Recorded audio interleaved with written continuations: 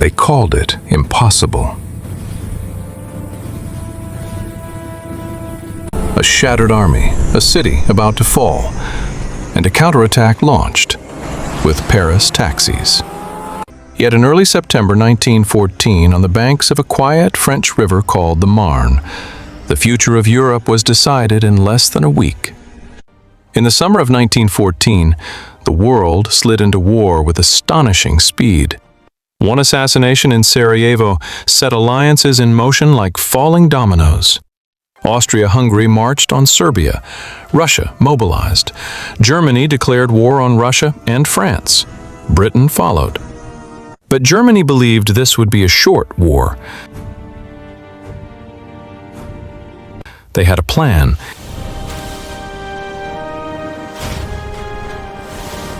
It was called the Schlieffen Plan, and it was breathtaking in its ambition. Germany would avoid France's heavy defenses on the border by swinging a massive right wing through neutral Belgium. They would smash into northern France, sweep around Paris, and crush the French army from behind, all in 6 weeks. After that, Germany would turn east and defeat Russia before its slow-moving armies were fully mobilized. It was a gamble built on speed, precision, and the assumption that no one could stop them. And at first, it worked. By late August, the German armies were unstoppable. Belgium was crushed. Fortresses fell. Entire French divisions were annihilated in brutal border battles. The British Expeditionary Force was driven backward in a fighting retreat that would become legendary, the Great Retreat. Paris was gripped by panic. Government ministries packed their papers and fled south. Museums hid their treasures. The Eiffel Tower went dark at night. The German advance was now less than 40 kilometers from the capital. To many, it seemed inevitable. France, the heart of Europe, was about to fall. And if France fell, the war would be over before the leaves had finished falling from the trees. But history rarely follows the script. As the German right wing surged forward, something subtle began to happen.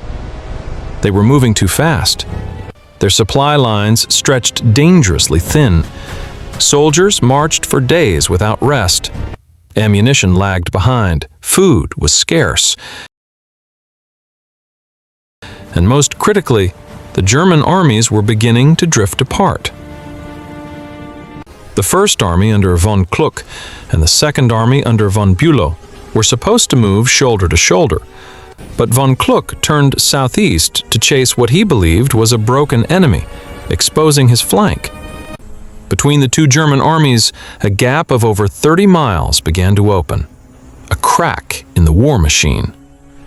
In Paris, General Joseph Joffre noticed the weakness and decided to gamble everything. On September 6th, the French armies turned around and attacked. The French Sixth Army slammed into von Kluck's exposed flank along the river Ourcq. Paris sent its taxis, red Renault cabs racing soldiers to the front. It was small in numbers but enormous in spirit. Paris was fighting back.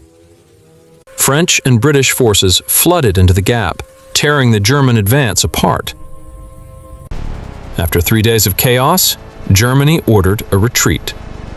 The 6-week war was over. The armies dug trenches, and the Western Front froze into years of slaughter.